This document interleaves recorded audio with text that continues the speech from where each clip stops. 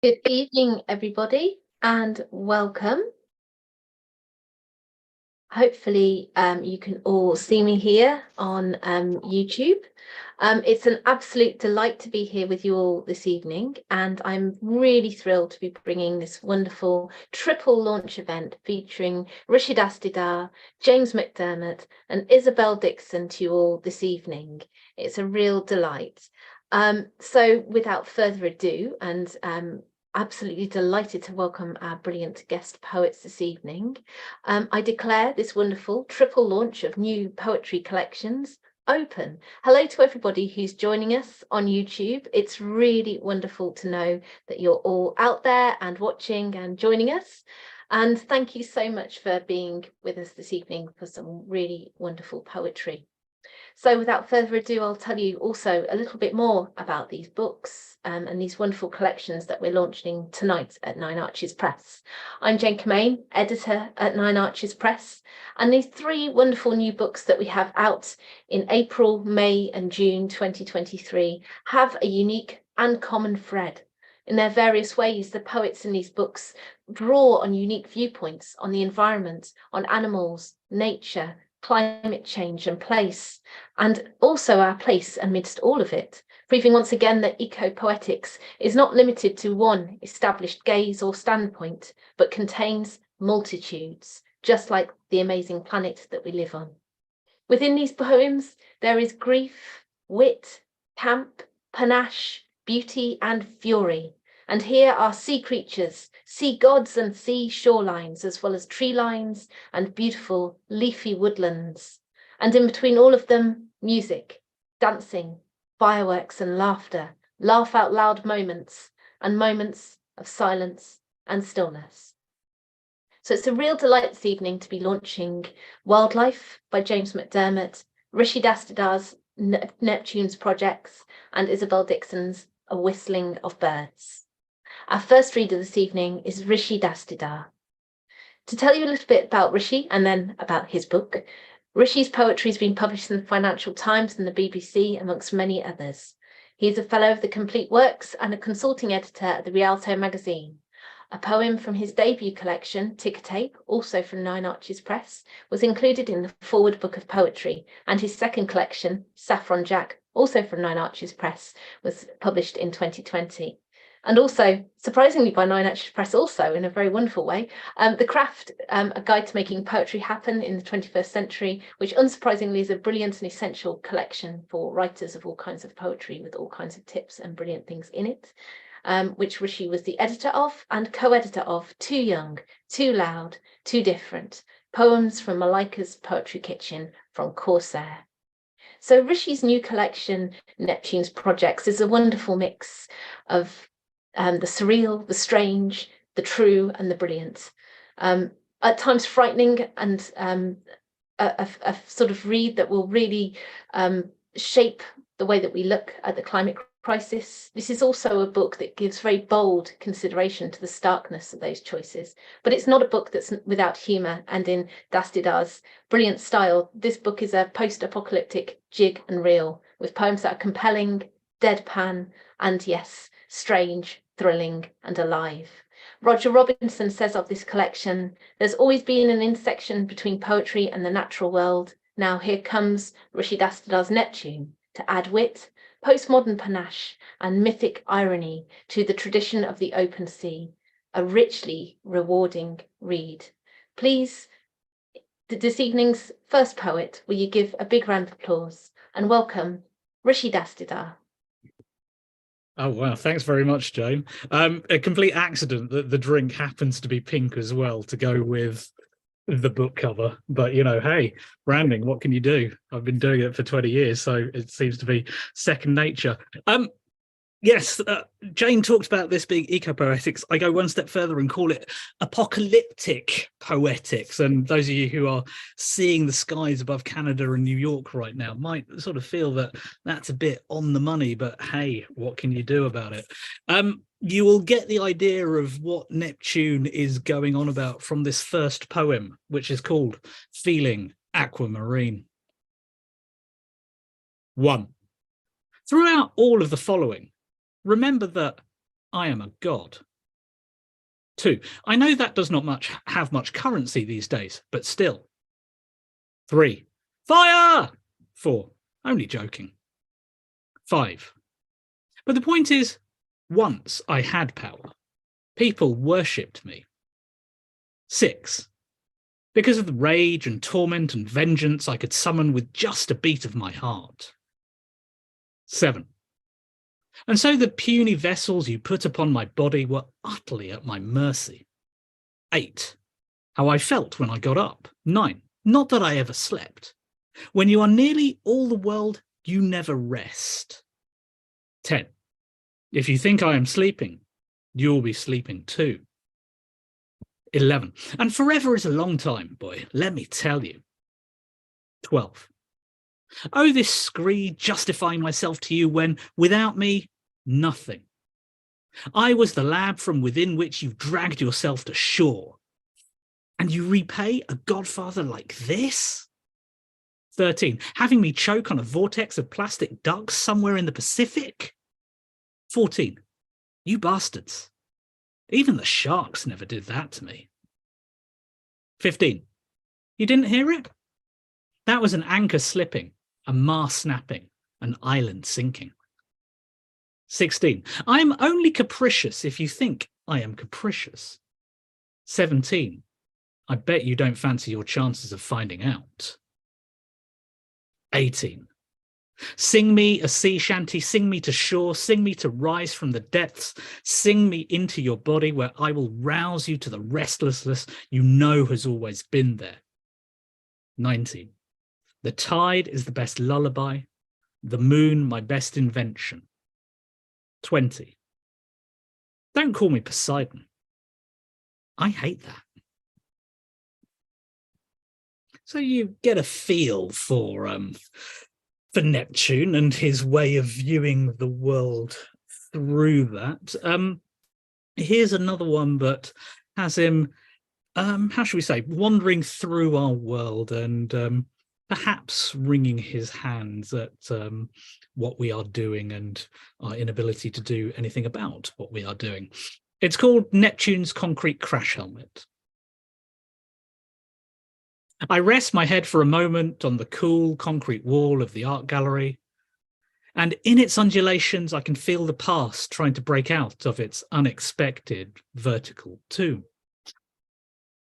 I could rub the back of my head into one of the grooves, wear it away, erode it imperceptibly over a day's eon, until I could place my head right back into the crevasse, a temporary sarcophagus, an extra heavy-duty crash helmet. This, of course, might be an overreaction to the images I've just seen. A world melting, gangsters wearing dresses, and razored scars of silver stars, lakes of petrol waiting for paper boats to be sailed upon them, as if Neptune had said yes to a sponsorship deal from insert oil company name here, but only lately realised that the proposed replacement for a rapidly drying Aral Sea might not have been everything promised in the brochure. Caveat emptor, as we all should have said in 1764 when Hargreaves spun Jenny. But how could any of us know that coal plus steam would equal not just movement, but the end? I might stay in here. It keeps my head cool.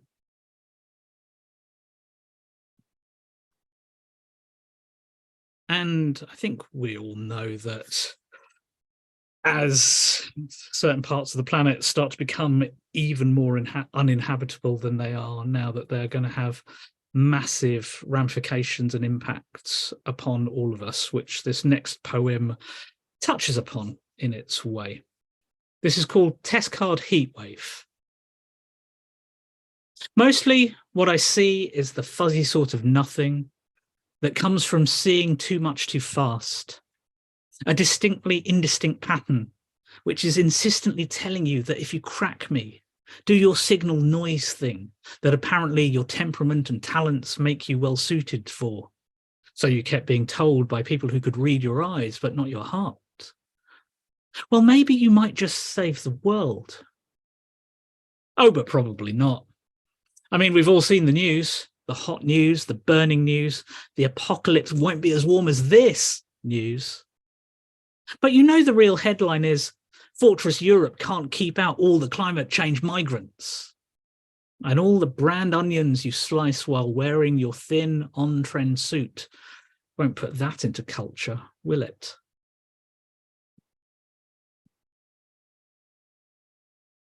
Now, regular readers, and by regular I mean those of you who are familiar with ticker tape, will know that in that book there is a little section called Britannic, a journal of proceedings on the North Atlantic archipelago, in which I indulge some of my more, how should we say, political leanings.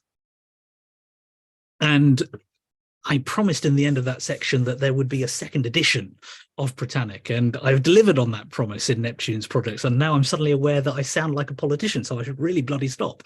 But I'm going to read you a couple of poems one poem from that section, and it's this. It's called Tight Little Island. The best parties always feel like death on this island, this tight little island, with all its inlets and nooks, bays and shores, holding its lungs shut until whoosh, national pride expands, flags blare, trumpets billow, and nostalgia goes on the march again. And now we're on the best foot forward coast, riding unicorns and pointing at the sea, saying, it made us, that, and a bit of wool, coal, theological externalities and mainsails. And we could win again if only you stop tying us down in agreeable reasonableness, plenary sessions and strategy conferences.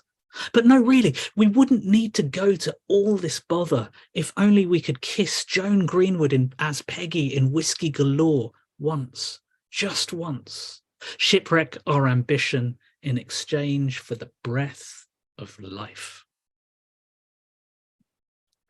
Yeah, I mean, yeah, so I don't necessarily do politics the way that you might should not do politics. I leave that judgment to you. This next poem, I have a memory that I wrote it pretty much about this time 3 years ago. And gosh, of course, memory plays its funny ways over the last couple of years, hasn't it? And so I can't remember whether we were in lockdown, coming out of lockdown, but it's from that sort of time. And I pretty much wrote it while I was here, sitting where I'm sitting now, reading to you, looking at the view that I can see and you can't. I'm not even going to try and describe it. But you'll get that vibe from what the poem says. It's called Tao. Are you bored yet? Bored of your desk, your window, the same vista, not even a breeze to make the starling fly faster? I am bored of performing when I should be meeting. I don't know where my eyes even go anymore. Only boring people are ever bored, a boring person once said. And sure, my imagination isn't locked down. But then all I could think about was being on a Tao right now, a Kamal for a heart, a Latin the only future, the infinite same different from this. I can't even swim.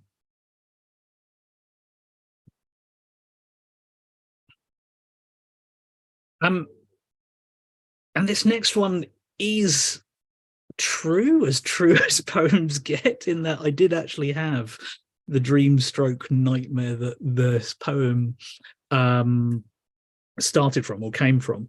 And on the Nine Arches blog, I wrote a little bit about it. And in doing that, I actually had to try and go find the book that is mentioned in the poem, and that was one of the things that I think contributed to the dream.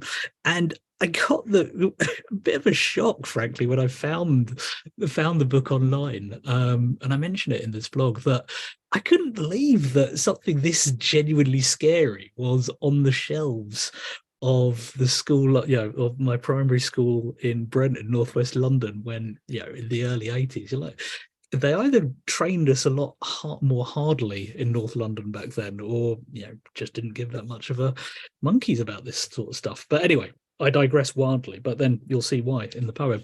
It's called New Planet, Who Dis?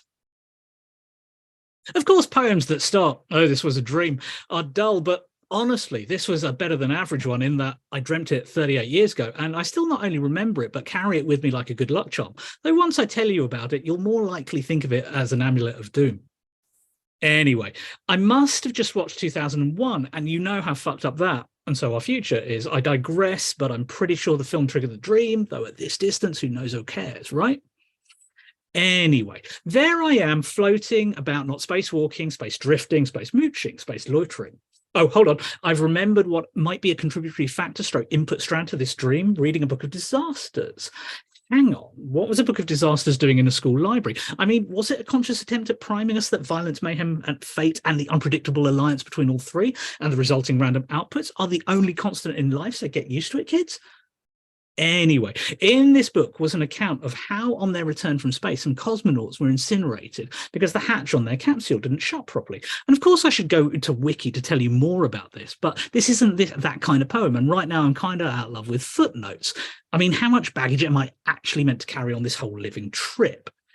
Anyway, I'm space loitering, space hanging about. When I start falling, not dramatically with a flourish, arms waving, that kind of thing. No, more like the proverbial, I say proverbial, he did actually drop one, didn't he? Stone, pebble, that Galileo dropped next to the feather, like that, straight down, spirit level down, plumb line down, lift shaft down. Oh, maybe towering inferno is somewhere in this mix too. Remember all the flames up the lift shaft, making Faye Dunaway's eyebrow shoot up?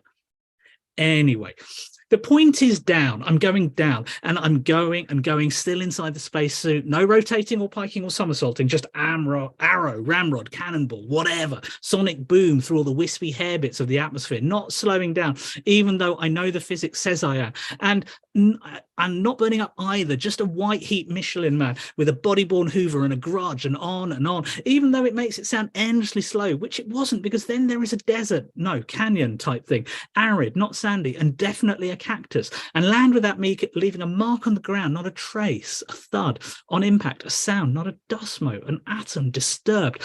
And I pop the visor on my suit and find I have become a coyote, a hyena, a wolf.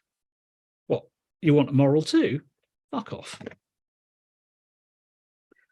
And thank you so much for joining us tonight. You're in for even more of a treat up next, but I shall take my leave with this and the wish that for those of you who don't like Manchester City, that Internazionale can do something for us all on Saturday night.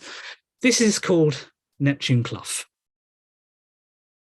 The previous manager had suffered the catapult, inevitable after the weekend's mauling. Despite his pleas for a vote of confidence, he was ushered over the ramparts with a twang and a cheery, "It's not cold!" One match left, a win required, between this boyhood passion, this money sink of a mistress, and oblivion. Who could rally the men, lift the burden of heavy light that oppressed them all? It was a watery hand that dotted the contract with a conch dipped in squid ink. The chairman gave Neptune only one command. "The nights in this town are coloured grey. You, my son, are the ibuprofen." Saturday comes expansive in its possibility, the glory on offer to those who wield the dagger expertly enough. 5 minutes before kickoff, and the jobbing god has lined up not some last-minute tactical advice, but a candlestick of gin for everyone. Drink for courage to see the glowing vision of the future that awaits on this pastly perfect pitch in 90 minutes' time. It doesn't even take that long. At 4:27 p.m, Nobby Nobbs rises at the far post to meet Larson B's expertly weighted cross with the broadsword of his forehead. And with that, Neptune rises from his rocking chair in the dugout, throws his trident into the sky, and runs down the tunnel to avoid the ice bucket celebrations breaking out on every side of the ground. Thank you very much.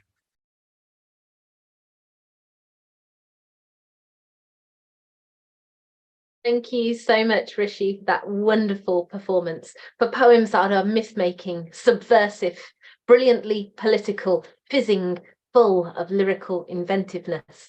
And not only that, but probably the finest collection of baseball caps anywhere in poetry. It's always a delight to have Rishi read for us, and especially on a third collection as well, a real delight to have all of these books now with 9 Arches absolutely wonderful. And to see those kind of obsessions and ideas that sort of thread through a poet's work as they work on their poems over time. You see all of those different connections and correlations between their previous books too. So huge thank you, Rishi. And next reader this evening, launching a brand new collection with Nine Arches Press, Wildlife, James McDermott. To tell you a little bit about James, his poetry books include the spoken word collection Monatomy from Burning Eye Books, longlisted for the Polari First Book Prize in 2021, and the pamphlets Erased from Polari Press and Green Apple Red from Broken Sleep Books. James's poems have been widely published in magazines including Poetry Wales, Cardiff Review, Ink, Sweat and Tears, Butcher's Dog, and 14 Poems. James's plays published by Samuel French include Rubber Ring at Pleasance Islington UK Tour and Time and Tide at the Park Theatre UK Tour, and Offie nominated for the Best New Play 2020. James is also one of the writers of EastEnders, an Arvon writing tutor, and a lecturer in scriptwriting at the University of East Anglia. And it's a real delight to welcome Wildlife and to welcome James to Nine Arches. This incredible book has this amazing physicality to it. It kind of an electric crackling throughout the poems. This real focus on body, desire, shame, tenderness, creation and recreation, and where everything, as the poem which is in this collection says, is always opening. Everything always coming out. These are poems that skillfully graft and touch and take a distinctly queer perspective on nature, sexuality and self-discovery. Paul Stevenson says of this book that these poems mince and skip, strut and limp, saunter and wonder, a sunny queer celebration of adolescence, nature and the outdoors. McDermott is North Norfolk's gay flaneur. Joe Bell says this is a book that is sexy, surprising, and self-affirming. Will you please welcome James McDermott? Thank you very much. Thank you for being here. Jane, thank you for such a lovely introduction as well. So, as Jane said, I'm going to read from Wildlife, which is split into three parts, really. The first part is the nature of queerness, what it means to grow up as a queer person in the 90s into the noughties. The second section of the book is about the queerness of nature, notably the Norfolk coast where I live. And then the third part of the book is about the queerness of natural masculinity, those arenas in which men perform, and in my view of the world, perform in a very camp way, be that the gym or the bar, where there is a script, there is costume. So the first poem I'm going to read is the first poem I wrote for the book. Most of the book was written in lockdown into 2021. And this is that first poem. It's called We're Animals. We're animals. We're cubs. We're otters. We're up each other like rats up drain pipes. We take the bull by the horn. We're the worm that turned. We're the pink sheep of the family. We're a wolf in our mum's clothing. We're a bee in Gran's bonnet. We're elephants in the room. We're flies on the wall. We're sitting ducks. We're scapegoats. Thank you. So, as I said, the first part of the book is about the nature of queerness, what it meant to grow up in the 90s into the noughties as a queer person in that shadow of Section 28. And growing up then, the kind of start of my understanding of the nature of queerness was one of shame, which is where the book begins, really. So the first few poems I'll read are about that. This first poem is about PE, which, like many gay kids, and indeed many kids, I absolutely hated for so many reasons. So this is a poem called Intestines, and it goes like this. September 3rd, 2005, 12:10, period 4. I spew my guts on the school sports hall floor. My intestines are athletic. They move food with a wave-like pattern of muscular actions. Peristalsis. I know what I want derives from the Greek. My thoughts, long, hollowed, coiled tubes that lead to the anus. Fit boys call me faggot, a type of food. The intestines absorb the nutrients, then force out waste into the rectum, where nerves create sensations that make you feel like a shit. but I cannot pass. It gathers in the stomach, my second brain. It makes me bottom-heavy shuttlecock. It piles until it fills my liver, heart, lungs, esophagus, oral cavity. It makes me sick. Humans breathe about 25,000 times a day.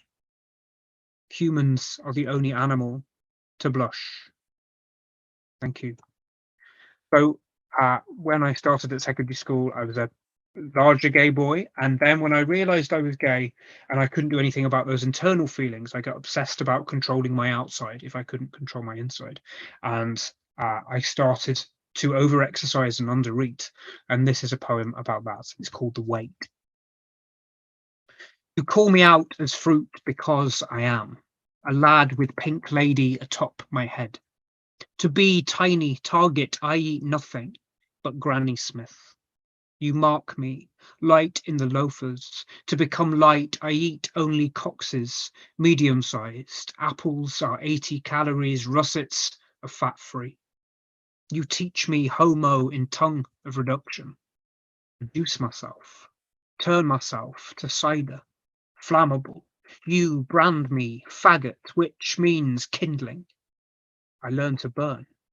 My body disappears when you say poof. Thank you.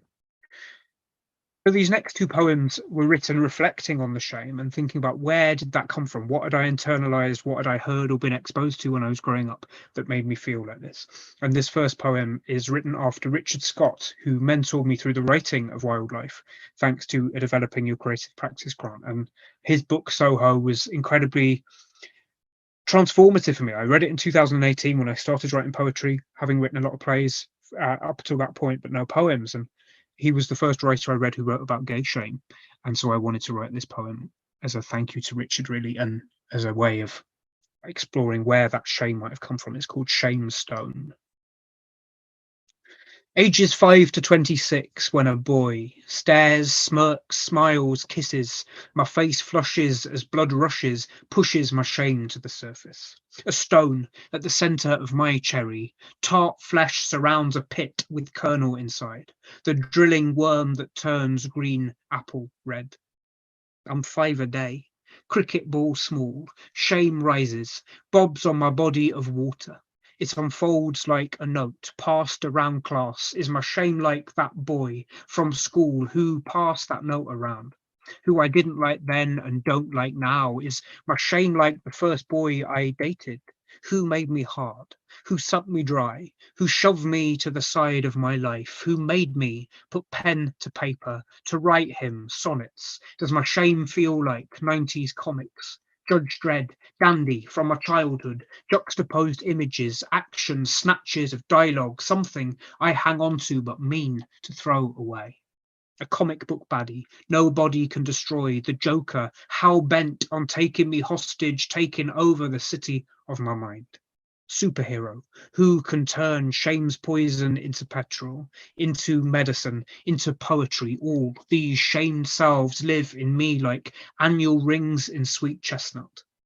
I can't remember who first threw shame stone in the sea of me, but I remember each ripple. Thank you. So this next poem is linked to shame, and it uses bits of remembered text from when I was growing up, be that from Margaret Thatcher or Derek Jarman or Olivia Laing, about this idea of the gay aesthetic. I was obsessed with camp and still am, and the intellectual, artistic aspect of being a gay person, more than I was interested in the body when I was growing up. And I think lots of that is linked to shame and fear of sex, growing up in the shadow of Section 28. And so this is a poem about that. It's called Gay Aesthetics. I prefer the glossy magazine to the moist men between the covers. I can always finish attitude. I was not taught I have an inalienable right to be gay. I prefer the sex in Bacon paintings, where bodies dissolve to sand, red mist, fancy gold heels, queen blue dresses, candy floss pink feathers, on the drag queen to the boy tucked beneath. No skirt ever punched me, called me sissy, no authority promoted homosexuality. I prefer Gucci, floral wallpaper, hanging in his bedroom to hanging in his bedroom, long bus rides to bedsits with an atmosphere of frustration, stilted, torturous conversation until you get to the point. Do I have to lift his shirt? Bite pillows. I prefer the hankies in back pockets to back passages. I plump for the diamond ring to the thought of slipping my finger in. Pretended family relationships. I'd rather read Orton's juicy journals than to catch cold cruising the men he slept with. Every faggot comes from a man. How do I want who I am scared of wanting? I prefer to watch Chalamet hammer than to hammer them. Fat, feet, blood, shit, shame. The virus can be passed during sexual intercourse with an infected person. Sex kills. I've buried my lust in poems. Thank you. So we move out of the nature of queerness section, the shame section, into this kind of queerness of nature section of the book. And this next poem is again one of the first ones I wrote for the book. And it's the poem I wish I could whisper into the ear of that younger shame self. It's called Protect the Beautiful Landscape. Protect the beautiful landscape. That is your queer body. Don't let them walk all over you. You are private property. Don't let them pick on your petals. Don't let them plant punches to grow bruises. Don't let them erect fences around you, to break you down, to box you in. Don't let them buy or sell you. Don't let them build their towers of torment. Don't let them pollute you with toxic shame. Don't let them send you to war with yourself. Thank you.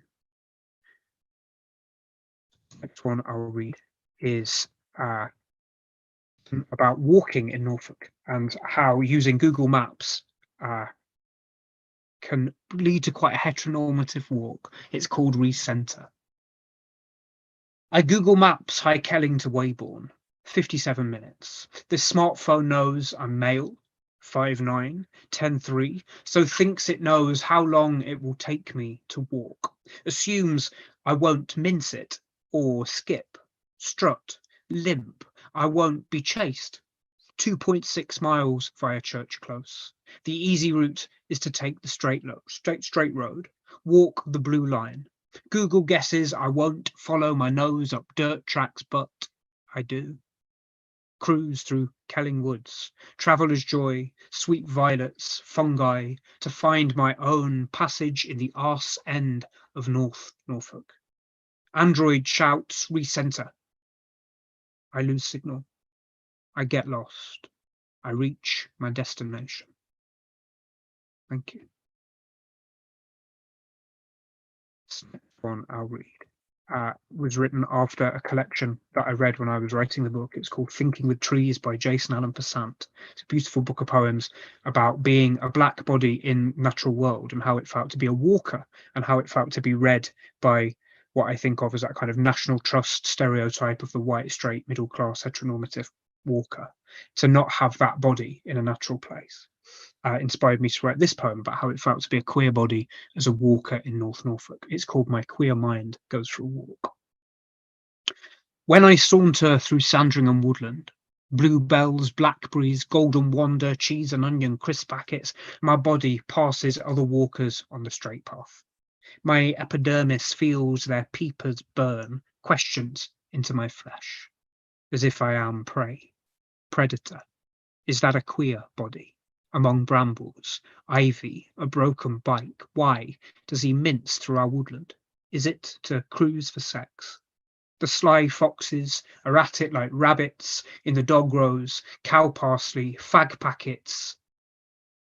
I am here to wander, to exercise, to smell wet sedge, to hear jays squawk, to spy muntjacks, badgers, squirrels, weasels, hedgehogs who see me as just another animal.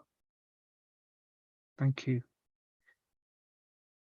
This next one I read concludes the extract from the queerness of nature section, and then we'll move into the queerness of natural masculinity.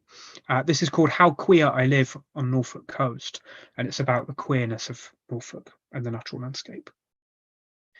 A sudden gust turns the reed bed to whispering sea. The wind blows me to wander lonely as a queer, to see all these thick trunks. I climb them, belly slide along their muscular arms, to gaze down on village people, tourists cruising, daddies hammering pegs, erect tents to camp out in the sticks. Duckies, otters, foxes, flies, free-ranging cocks, bushes, cottages, pansies, dirt tracks, dikes, everything, always opening, always coming out. Thank you. So these final run of poems are about the queerness of natural masculinity, that performative masculinity. And this first one is about the gym, which in my opinion is a very homoerotic camp place, as it's explained in this poem. It's called Gym Boys. In gyms I watch lads come to work machines in this factory to manufacture men. Now Jaguar, Nestle, coal mines have shut. Spot them, newbie, gym bunny, jock, players, stock characters, all right fellas, a script. What you working on now? As if they're thesps. Leg day, could be a fringe play, above the stag. They get in position, grab props, dumbbells, perform their set in reps, play to the gods in the mirror. I spy natural blokes acting macho, self-harm, rip tissue, to break themselves down while other boys watch, to tell one another how fit they are. Now they can't tell women how hot they are. Now birds never tell blokes. To get the perfect male body, to get bigger, harder. I row, breathe the pants of hunk, who pulls, who pushes himself beside me. Take in his puff, which is pumped all round his blood, to cock, to heart. I suck him in, swallow him down, a sort of blow or snog or mouth to mouth. And they finish, wipe dry their heads on their raised tees before staring at their own reflections in full-length mirrors. They wash in the showers together like lovers, shamed schoolboys, scrubbing away the game. Thank you. This penultimate one I'll read is called Masculinity is a Drag. Category is construction realness. On the pavement's catwalk, tradesmen work it. Heeled boots, big belts, neon vests, helmets, made up in dusty powder, smeared in oil, doing their routine. Glossing, gluing, skirting, filling, drilling, pumping, grinding, smashing, all lip-syncing to the same old pop song, gagging on shade thrown at one another. Builder's tea is everywhere, their feelings tucked. Thank you. This last one I'll read is the last poem I wrote for the collection, and it feels like it brings together all those themes of the queerness of nature, nature of queerness, and queerness of natural masculinity. It's called Mince. And if people don't know what a mince is, by the way, it's a walk often associated, an effeminate walk associated with a gay male. So it plays with that idea of the mince and the delicacy of that versus the violence of mincing meat. Mince. Mincer. Does his screaming spinning blade barb cut, dice, shred me into tiny pieces? To mince, to walk with short, quick steps. Can I take long strides in his world? Do I pass smart so meatheads won't claw me? My blood battles itself, takes flight to heart.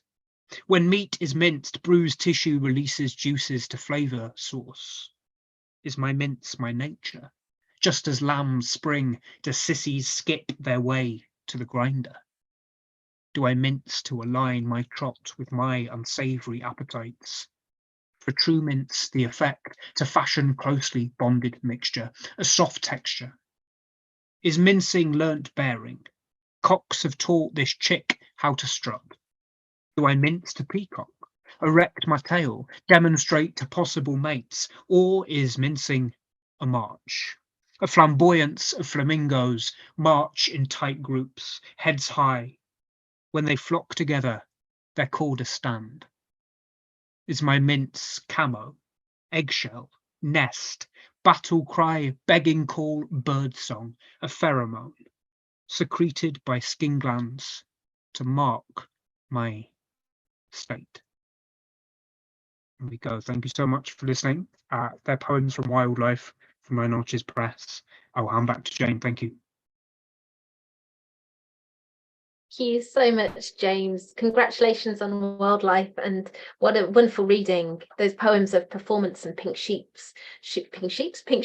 wolves in sheep's in mum's clothing, with boys who are tucked beneath, where we bury our lust in poems.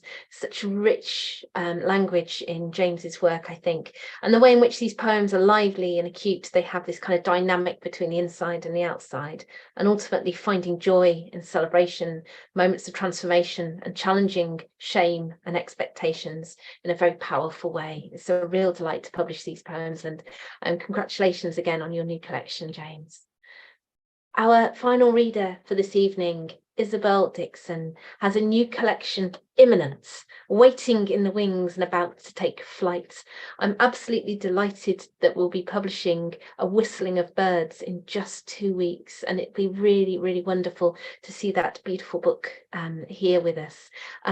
The book is a collection of very beautiful poems, accompanied equally by very beautiful illustrations. I'm holding a few to the screen, but I will also screen share during a couple of Isobel's poems as well, just to show one particular poem which has a interlinked illustration with it. And these beautiful illustrations are by the Scottish artist Douglas Robertson, whose work is also on the cover of Isobel's collection, which you'll also see in a moment.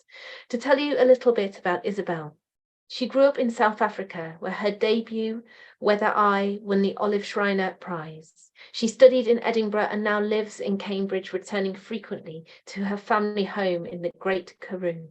Her further collections, all published by Nine Arches Press, are Fold in the Map, Bearings, and The Tempest Prognosticator, which GM Coetzee described as a virtuoso collection, are available on our website, as is the new collection, which if you pre-order it, you do also get these wonderful postcards with it. Mariscat published her pamphlet, The Leonids, and she co-wrote and performed a Titanic centenary show, The Debris Field, with Simon Barraclough and Chris McCabe. She's worked with composers, filmmakers, and artists, and her work is recorded for the Poetry Archive. To tell you a little bit about this specific book, A Whistling of Birds is lyrical, vigorous, and inventive. Here we have Elizabeth Bishop's Hawkweed, John Berryman's Hummingbirds, Ted Hughes's Burnt Fox, Beasts, Flowers, Birds of Isobel's new collection, which is at times akin to D.H. Lawrence's poetry, and his essay, A Whistling of Birds, gives this beautiful book its name. Each poem here is a vivid testament to the natural world, and also looks in detail at everything around us, what we stand to lose, what we have in terms of how nature makes us think about life, loss, aging, beauty, and all of the things that surround us. There are also moments when we look at the vulnerability of both the planet and ourselves, of the joy and difficulty of making art, of war and displacement, and again accompanied by these beautiful detailed images. David Constantine says of this collection that he felt alerted again to things, to fellow creatures, deeds I hadn't paid attention to or had once become accustomed and needed to be shown afresh. He says this book gives shocks of pleasure and gratitude in equal measure.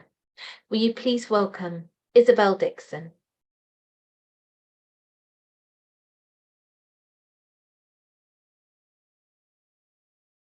Thank you, Jane.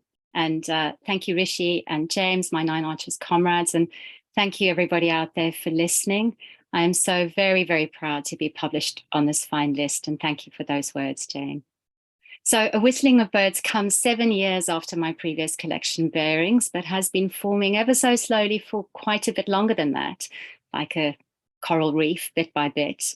I'm going to start off by reading one of the earliest poems, and an oceanic one, Whalefall, because the whale on the cover of the South African edition of a previous book, The Tempest Prognosticator, is what actually introduced me to Scottish artist Douglas Robertson, whose beautiful illustrations grace the cover and the pages of A Whistling of Birds, for which creative bounty I am exceedingly grateful.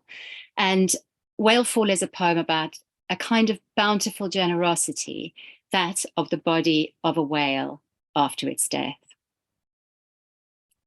Whalefall. Barging from continent to continent, so long, old man, old mammoth of the sea, you're fully up the spout or down, congenial host with a most heart, chest, lungs, spleen, baleen.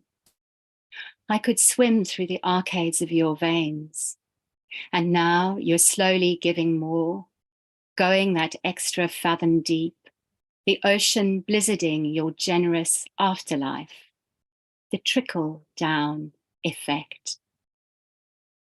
Your guests, squat lobster, rat tail, hagfish, bristleworm, ossodax, sea cucumber, the sleeping shark. Give them a flipper, they take a fluke, and why not now after all those years of so much krill? You peduncle slapper, bolshy wave breacher, spy hopper, lobtailer, lollapalooza, seafall, good spill, deep oil for the masses of the trench. Mauve ribbons bind and bore your bulk, the pleats of your throat, and limpets clamp your whited bones. Plumed worms, the quiet spiral snails, the marrow fat bacteria, the banquet of the century, your last hurrah. And that was a word, Whalefall, gifted to me by my friend and very fine writer, Henrietta Rosenas.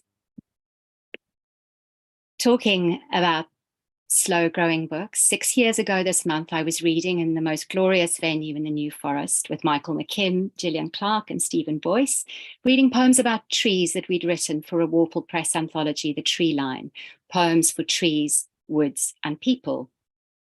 The poem I wrote then grew and took on a new shape when I was putting this collection together.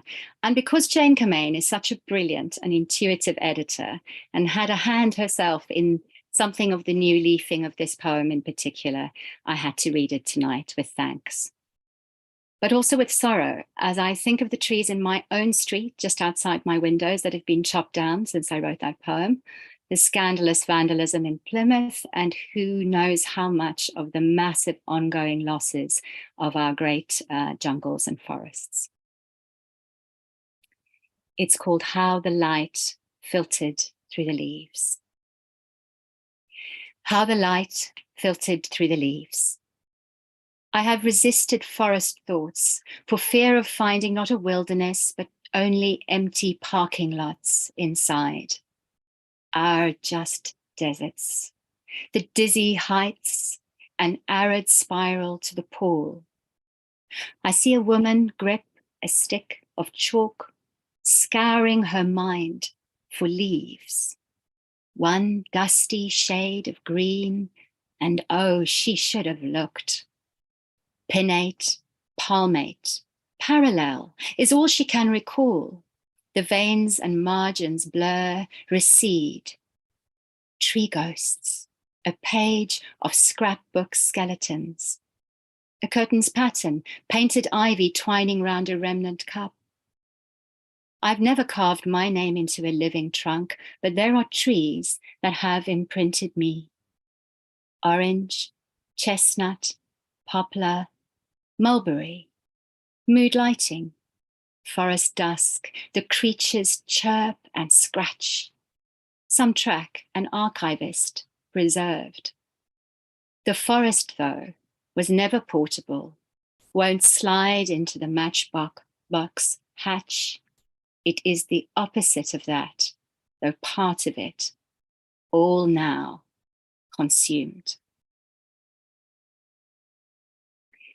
The next poem, Viper's Bugloss, has also travelled some way, written for me at a sad time and with its source at Strawberry Fair in Cambridge, the first Saturday of that particular June, where I bought several plants, a beautiful Viper's Bugloss, the first time I'd ever really encountered the plant, which sadly didn't last in our garden, some mint, and a little sprig of potted rosemary, which most emphatically did survive. Viper's Bugloss is a plant of many names, reputed to be good for many things, including swooning, sadness, melancholy, and snakebite. And there are lines here from Nicholas Culpeper's 17th century, The Complete Herbal. The Whistling of Birds is dedicated to my first publisher, Gus Ferguson, much loved and much missed by many. And when I sent the manuscript to his wife, Nikki, she told me that Viper's Bugloss had been Gus's favourite flower, something I hadn't known at all. Viper's Bugloss, a most gallant herb of the sun, flaring up with its pilot flame blue like nothing I've ever seen, blue as the rare blue sky of June, midsummer common, hot as its name. Blueweed, snake flower, viper's grass, the herb sellers reeling these off, but I'm testing the words from the tag on my tongue. Strange bugle, floral glossolalias, the trumpet's serpentine. A most singular remedy against poison. With its stalks all speckled like snakes, its adder-fashioned seeds. But who needs muti for a scorpion's sting? In Cambridgeshire, cures for unlikely things, charlatan's dream. It will bring you bees and butterflies, she says, bagging mint and rosemary for me. Its fortressed spines against the ants, those useless pollen pilferers. But bees can scrounge a larval feast. Abundance of milk in women's breasts. Procured, Culpeper says, by the seed drunk soaked in wine, which eases pain also in the kidneys, back and loins, sine qua non, milk, honey, poor man's opium. Passions and tremblings of the heart. But too much honey can prove fatal. Vicious March, a dumb-struck April, and the weeks I'd sleepwalked since. I needed something beautiful to grow. Swooning, sadness, melancholy. This was the year I learned the art of weeping secretly, though in full view. Trains, theatres, or Strawberry Fair, the trick, the slate of hearts, the same. It grows best in the dry and the waste. I ripped the mint out later, greedy spreader, but the rosemary burgeons on and on. My newfound simple lit the garden with its blue of loss a while, was gone. Perhaps it is the way of grief's abatement that I cannot mark a calendar with when. There are lots of snakes and a couple of snakish flowers in this book, so I'll read a poem about real snakes from my childhood. The snakes. There's a snake in the cobra polished tin. No, a real one, curled and still. How did it get in? See, my uncle has a skill, a feel for snakes. He's quiet and shy, better with stock than folk. But snakes and bees, he has a way of catching them, or they let him. I don't know how or why. Anyway, the snakes aren't dead, just in limbo now, suspended, literally, tins punched with little breathing holes, hung with twists of fencing wire from the hooks on the workshop's beams, till he next drives to the city, to the park, where they pay per snake. My uncle doesn't like to kill, just catches them behind the head before the strike. And we hold our breaths in the workshop's smell of oil, dull gleam of tools, the wrench, the iron vise, and the invisible coils. I know they know I'm here, that below them is a human, small, trying not to breathe too loud. I know they know me as their tongues flick, tasting sunlit dust and the nervy scent of girl. I know they're fortressed in those cans, the lids sealed tight, they can't get out. I know they've slowed themselves to wait. But I swear I hear a rustle from the tin, see its printed picture stir, a narrow, ribboned blur. I am out the door, across the yard, back in the kitchen, scold and scald, the steamy simmering. But I know the snakes know everything. I still scare myself a little reading that poem.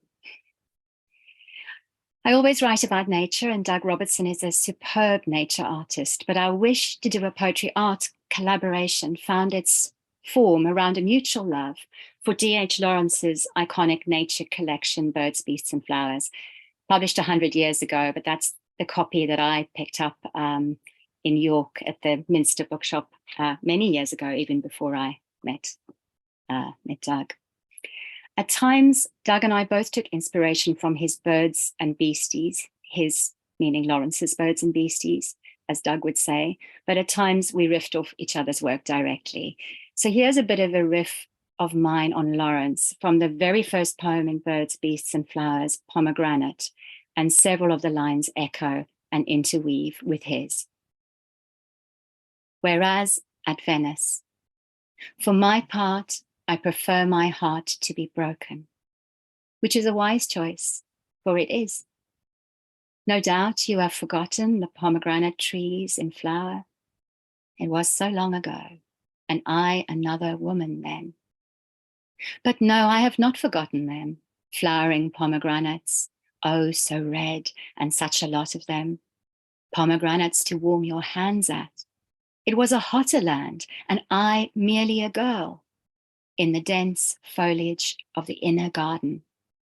There is always a garden and a secret in it, a secret gate, a garden in the city's twisty heart, abhorrent, green, slippery city, pretending to be elevated, elegant, but teetering, ruptured gold-filmed skin, dawn kaleidoscopic within the crack. The piazza, too, is cracked. The Duomo split. What do you know of pomegranates? What do you know of the heart's integument, the body's soulful argument? Do you mean to tell me you will see no fissure? Who are you, who is anybody, to tell me I am wrong? The city's orchards bear misshapen fruit, but nothing whole is entirely interesting. For my part, I prefer my heart to be broken. And since there are birds in the title and a lot of birds in the book, I think I should at least end with a bird. And what better bird to sing the northern summer dusk here in than the robin? Though in this case, it's a London robin heard in the winter gloom. And I'm thrilled to have this in the latest Poetry Island review, my first Irish publication.